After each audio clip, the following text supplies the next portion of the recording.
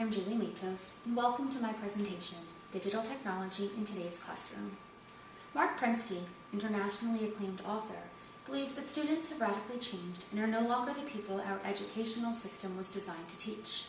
The radical change that Prensky suggests began during the last few decades of the 20th century with the development and widespread dissemination of digital technology. Right now, classrooms all over the world are filled with students who were born into the digital age. Most of them cannot imagine a world without laptops, email, MP3 players, or the internet. While I agree that students of today have been immersed in a world where digital technology moves in leaps and bounds rather than baby steps, I do not believe that this fact alone accounts for what Prensky describes as the digital divide. What I do agree with is that education has to change in order to meet the needs of this generation of students. Prensky coined the term digital natives, describing today's students as native to the technology age, the native speakers of the digital language. According to Prensky, that will leave the rest of the world, all of those over the age of 30, in the category of people trying to navigate a world very different from the one they were. Not having been born into a world of technology, but rather at some point adapting technology into their lives, is what Prensky claims is the basis of his natives versus immigrants argument.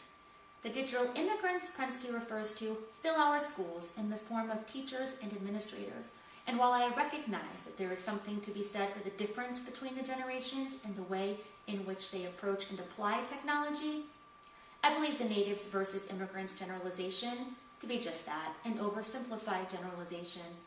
As a matter of fact, Prensky modified his position in 2009, accepting that older people can become digital. Regardless of whether or not educators buy into Prensky's theory, it is clear that today's teachers are trying to teach students who are fundamentally different than they are. Educators need to be able to connect with their students. Teachers in school districts who are unwilling to make the crossover into the hyperspeed world of digital communication will not achieve the same understanding of their students that those who do will.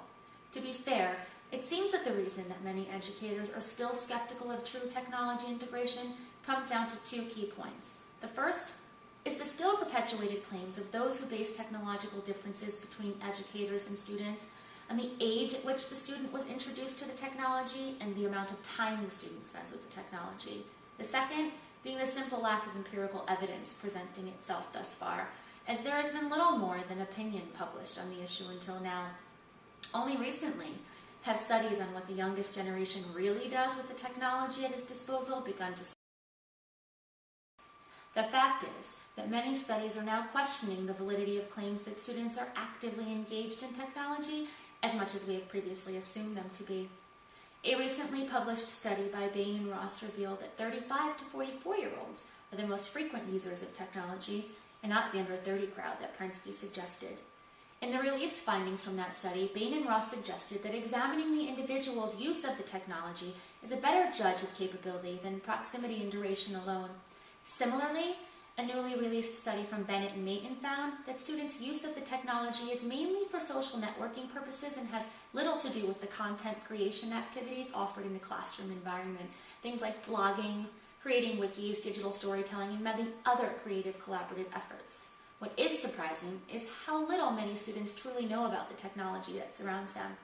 A quick search of educational blogs will turn up countless anecdotes from educators with students who, although they could download videos and text with their eyes shut, required a significant amount of in-class remediation and basic word processing skills when asked to compose a digital document.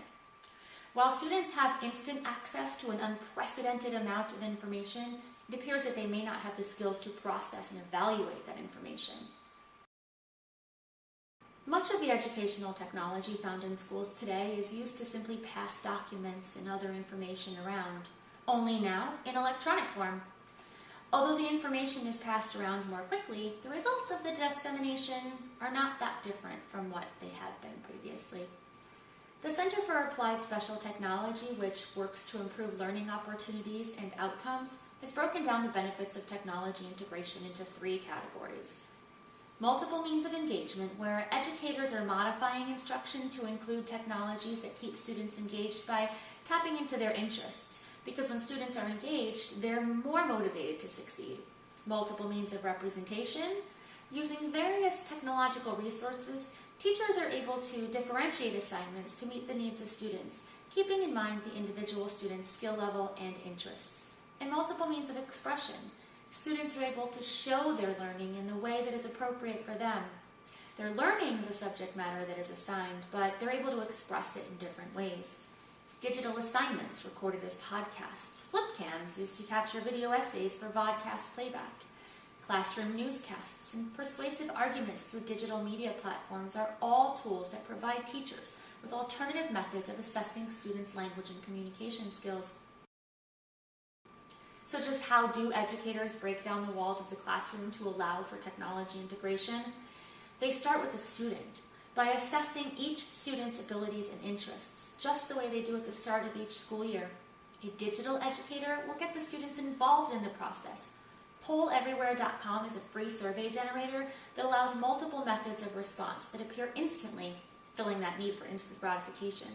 While Google offers customizable forms that teachers can embed into their class web pages or blogs. Once data is collected, it can be transferred to a spreadsheet that can be pulled from throughout the year. We still need teachers to teach. What the technology can do in this sense is enhance and encourage. Good writers become better writers. Good speakers become great speakers. Digital teachers do not view the integration of technology as an obstruction, rather they embrace it and use it consistently alongside their students. Communication is the key to success in a technology-enhanced classroom. Classroom web pages offer a wealth of information, and with many user-friendly interfaces to choose from, teachers can offer interactive, up-to-date, relevant information to extend the educational environment. Classrooms in many schools are equipped with interactive whiteboards. Promethean, one supplier of IWBs, has dubbed the interactive classroom experience the active classroom, with their active board as the center of activity. Add to that Active Inspire educational software and access to thousands of free resources at PrometheanPlanet.com, and 21st century teaching has come full circle. Teachers can use the student response systems such as ActiveVotes and Active Expressions to generate dialogue, open new avenues of discussion, and otherwise engage the class. The clickers are simply the first step in the interactivity. As I mentioned previously, the teaching still needs to be done by the teachers who ask questions that are challenging, thought-provoking, and stimulating. Digital educators understand that the students of today are the workers of the future, and that they will need to be prepared for the world that they enter. Today's generation of students will be more likely to succeed if they are able to communicate across cultural boundaries, and educational technology allows for this collaborative process to begin in the classroom. Students across the country are interacting globally through participation in programs like Around the World in 80 Schools via Skype, a free online video conferencing service, and epals.com, a website that connects classrooms around the globe in an effort to promote a project-based learning network. The technology that is available to educators today will not and is not intended to turn poor teachers into good ones. What it can do is provide avenues for good teachers to become even better teachers. In conclusion, if there were an actual digital divide to overcome, it would not be between digital natives and digital immigrants, but rather between educators, schools, and school districts that have the access and availability as well as the funds to provide the technology, and those who don't. The great thing about the digital age, though, much of what is out there is free and can be adapted for use by teachers who have nothing more than the will and the desire to truly engage each student.